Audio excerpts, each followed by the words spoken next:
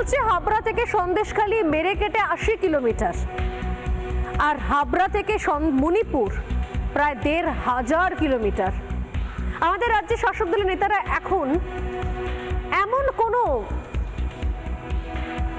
নেতারা প্রায় সময়তে বিভিন্ন রকমের উদাহরণ টেনে আনেন এবং এমন কোনো যানবাহন তারা ব্যবহার করেন কিনা আমরা জানি না, যে নিজের রাজ্যের একটা প্রান্ত থেকে আরেকটা প্রান্তে যাওয়ার থেকে দ্রুত গতিতে তারা ভিন রাজ্যে চলে যান।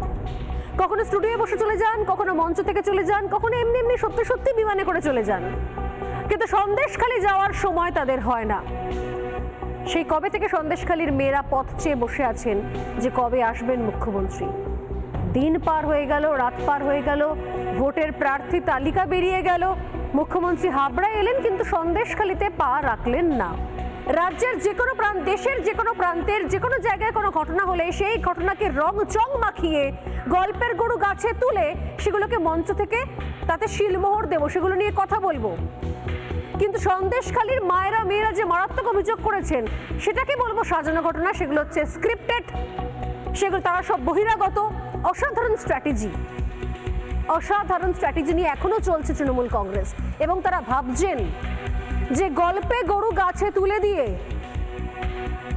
কোথাও রাজ্যে যে একের পর এক দুর্নীতি হয়েছে, চুরি হয়েছে, মেয়েদের সম্মানহানি হয়েছে, সেগুলো থেকে নজর ঘুরিয়ে দেওয়া যাবে। কিন্তু সরি, সোজাসুজি কথা বলি একটাই, সোজাসুজি স্বর্ণালীতে সোজাসুজি এই বিষয় থেকে বেরোবো না কোনোভাবেই। যে সন্দেশখালী ইস্যুতে শাসকের একটা শ্রেণীর নেতা নেত্রীরা এও বলেছেন যে ধর্ষণ যে হয়েছে তার প্রমাণ কোথায়, কোনো ভিডিও ফুটেজ আছে? তারা যে আজ ভোটের ময়দানে বলবেন না যে সবটা গট-আপ গেম, তাতে অস্বাভাবিকতা কোথায়? কিন্তু খটকা কোথায় লাগে? খটকা লাগে তখন যখন একবার বলা হয় যে আমরাই তো ধরেছি শেখ শাহজাহানকে, অন্যায় হলে আমরাই তো বন্দোবস্ত করছি, আমরাই তো অ্যারেস্ট করেছি, তখন খটকা লাগে।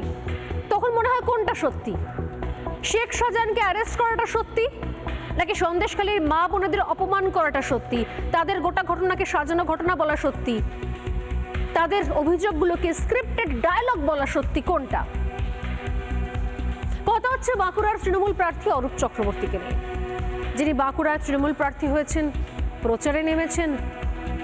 প্রচারের ময়দানে এত কিছু ইস্যু জানি কথা বলার থাকতে পারত, সেখান থেকে সরে এসে অরূপ চক্রবর্তীর বক্তব্য হচ্ছে সন্দেশখালীতে এতদিন ধরে যা যা চলে আসছে তা নাকি গট-আপ গেম, মানে সাজানো ঘটনা।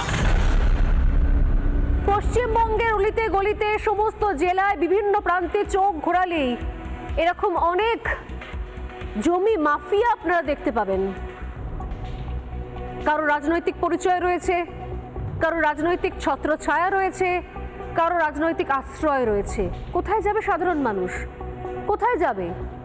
আবার নিজের জমি, নিজের বাড়ি, তার সামনে পর্যন্ত এমন করে বালি, স্টোন চিপস ফেলে রাখা হচ্ছে এখনো, যাতে কাজটা তাদেরকে দিয়েই হয়। অর্থাৎ এই জমি মাফিয়া, ল্যান্ড মাফিয়ার যে অদ্ভুত একটা নেক্সাস, সিন্ডিকেট নেক্সাস, প্রমোটারি নেক্সাস, জলা জমি ভরাটের নেক্সাস, যা কাজ করে চলেছে প্রতি মুহূর্তে, প্রতিনিয়ত, কি করে থামাবেন সেগুলোকে? কানে আর চোখে ঠুলি বেঁধে কি করে থামাবেন রাজ্যের নেতা মন্ত্রীরা? আজকে বোঝা গেল, আজকে বোধহয় শর্মা ব্যানার্জিও বুঝতে পারলেন যে কেন কোনো রেসপন্স পাওয়া যায়নি, কারণ সব্যসাচী দত্ত নিজে ভিডিও ফুটেজ পাঠিয়ে রেসপন্স পাচ্ছেন না। এটা চলছে কার ভরসায়? সত্যি এটা মা মাটি মানুষের সরকারই বটে, যেখানে মানুষ, মাটি, ফ্ল্যাট, জলাজমি, এগুলোর বলা ট্যাগলাইনটা একটু চেঞ্জ করে দেওয়া উচিত ছিল, জমি, জলাভূমি, ফ্ল্যাটের সরকার, তাহলে আইডিয়াল হতো বোধহয়। কি বলবেন মনশঙ্কর বাবু? যেটা অন্যায় হচ্ছে, ইললিগ্যাল কনস্ট্রাকশন হচ্ছে, পুকুর ভরাট হচ্ছে, সেগুলোকে অন্যায় বলতে হবে, কিন্তু সব্যসাচীবাবু কৃষ্ণা চক্রবর্তীকে বলবেন তার কথাতে উদ্বুদ্ধ হতে হবে, এটার কোনো মানে হয় না। তিনি ওই পদে, আমি বলছি তিনিও ওই পদে একদিন ছিলেন, তাহলে তিনি কি করেছেন? তিনি ওই পদটাতে ছিলেন একদিন।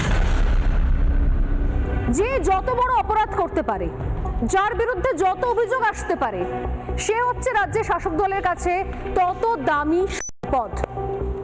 কেউ বলে পুলিশকে বোম মেরে দিন, দলের দামি সম্পদ। কারোর কাছে কোটি কোটি টাকা চুরি ডাকাতির অভিযোগ রয়েছে, দলের দামি সম্পদ। কেউ আবার সংসদে দাঁড়িয়ে পয়সার বিনিময়, টাকার বিনিময় প্রশ্ন করে আসছেন। নানা ধরনের কন্টেন্ট দেখার জন্য লাইক করুন, শেয়ার করুন আমাদের ফেসবুক পেজ, সাবস্ক্রাইব করুন আমাদের ইউটিউব চ্যানেল। পাশাপাশি অন্যান্য ব্রেকিং নিউজের জন্য অবশ্যই চোখ রাখুন রিপাবলিক বাংলায়।